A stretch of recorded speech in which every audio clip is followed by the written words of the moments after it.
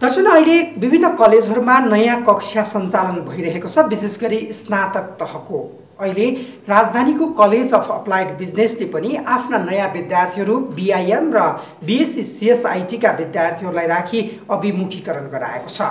यस वर्ष अलि ढिला गरेर स्नातक तह प्रथम वर्षको कक्षा सञ्चालन भइरहेका छन्।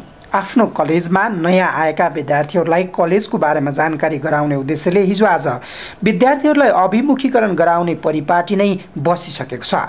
राजधानीको कलेज अफ अप्लाइड बिजनेस क्याबले पनि आफ्ना नवआगन्तुक विद्यार्थीहरूलाई अभिमुखीकरण गराएको छ।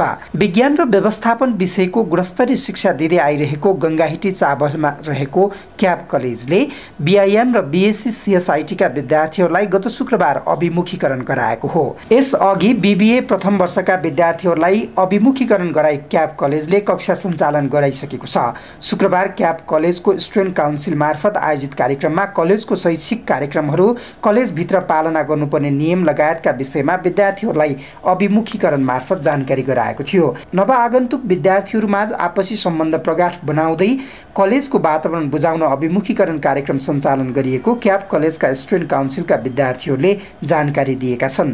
क्याब कलेजले विगत लामो समयदेखि त्रिभुवन विश्वविद्यालयसँग सम्बन्धन लिई स्नातक तहको बीबीए, बीआईएम, बीएससी सीएसआईटी का कार्यक्रमहरू सञ्चालन गरिरहेको छ।